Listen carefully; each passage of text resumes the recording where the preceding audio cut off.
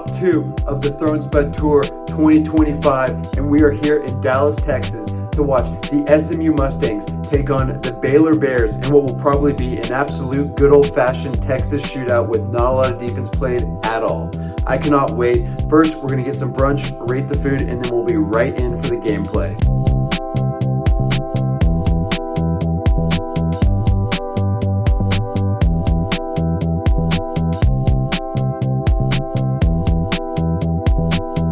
YouTube, it's your boy Throne Spud.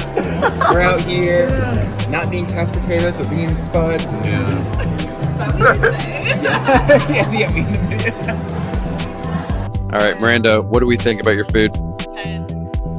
10. All right. 8.5. What up, YouTube? All right, we need your rating, bro. Like a 7. All right, he put a 7 for his pupusas. Mine actually wasn't the best. I'm gonna probably go 6.4. Apparently these are 10, so I'm gonna have to try them. Might be a little skewed on the rating.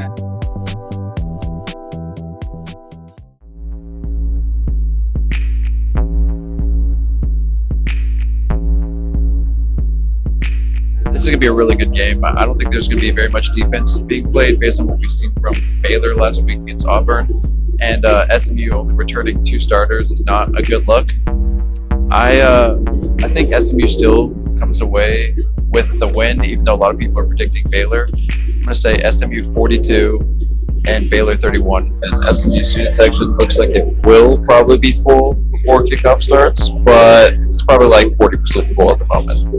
Sitting next to 2 Baylor fans, one of very many, and we're going to do some quick score predictions. All right, what are we thinking for this game? 36-24 SMU. SMU law. Oh, damn. I've got 35-28 Baylor. Good score predictions like that.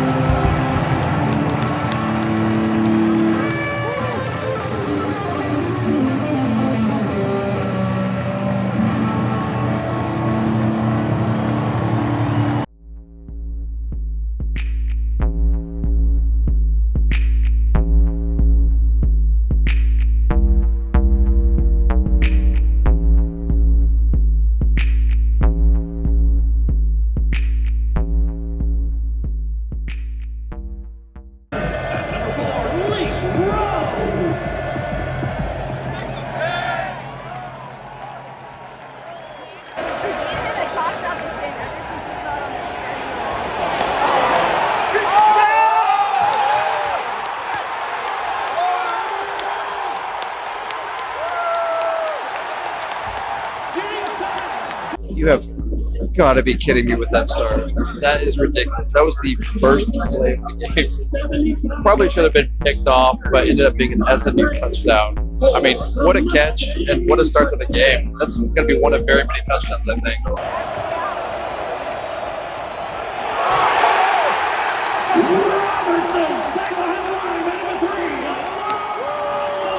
He has been on the boulevard since it began on the intramural field and was a part of the committee that helped design that boulevard. One party is here with his girlfriend, and she's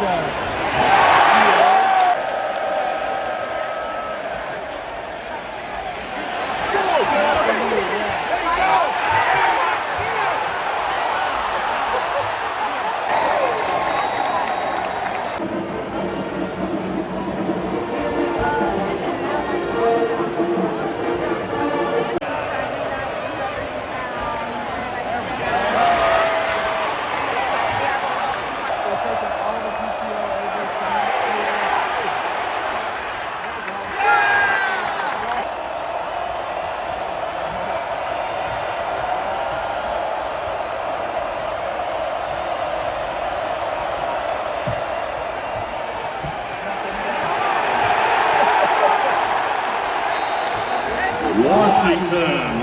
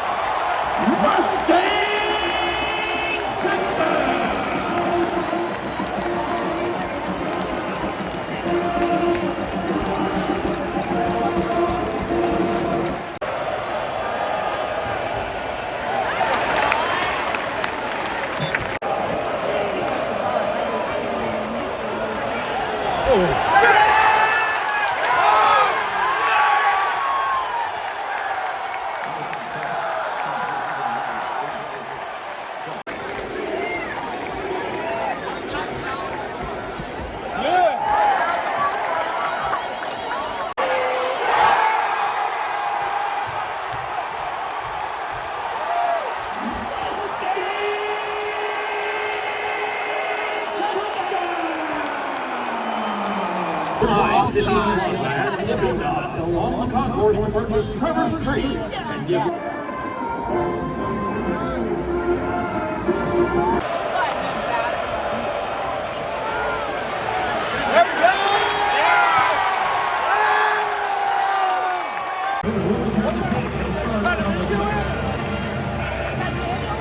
Full disclosure, my camera died at halftime. I am so sorry, that's completely unacceptable, and I'll make sure that never happens again. Thankfully, some damage was repaired because the Baylor fans that were next to me lent me their phone to capture the moments that happened in overtime. Yes, the game went into overtime.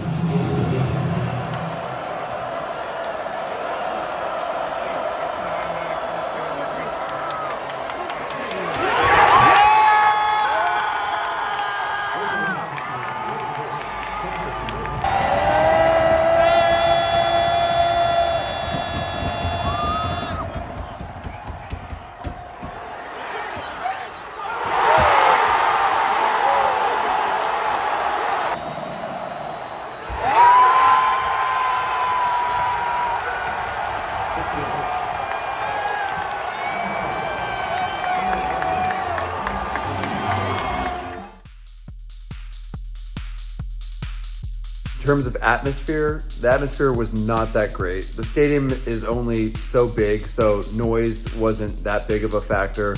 Also, the fans, they were kind of a more snoozy crowd, definitely family vibes and older, just there to go to the game, not really make a big home field difference. The student section wasn't that bad.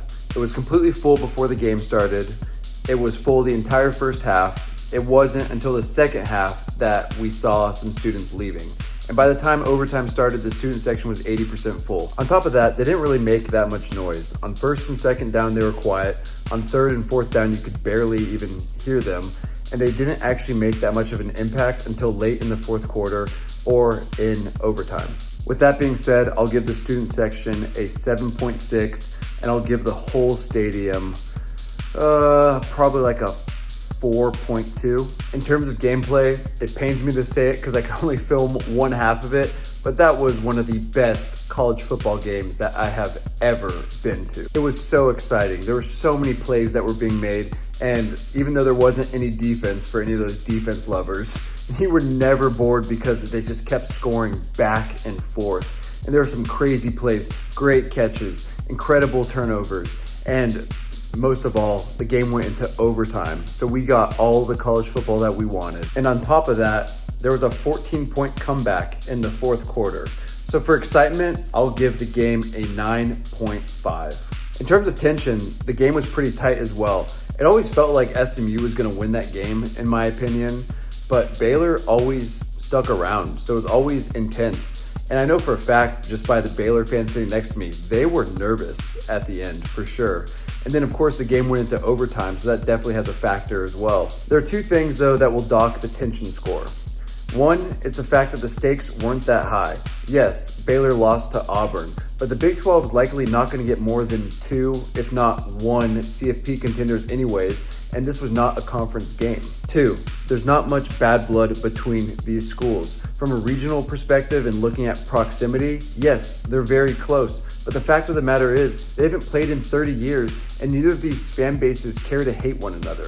Yes, they both hate TCU, but in terms of hating one another, that's not really a thing. And everyone knows that rivalry games are much more intense than a game against another opponent. So in terms of a tension score, I'm going to drop it down a little bit to an 8.4. So if we multiply all 4 of those scores by 2.5, that gives us a final score of 74.25, which is by far the most we've ever had on this channel. Yes, this is our second video, so that's not that much of an accomplishment, but a 74.25 is a great score, and I had a great time here in Dallas. Next week, we'll be in Lubbock, Texas to see Texas Tech take on Oregon State, which should be an absolute banger. I cannot wait to witness the tortilla toss in person. If you have any recommendations for me or any just advice about Lubbock in general, please give me some tips below. And with that being said, thank you for watching. Please like and subscribe.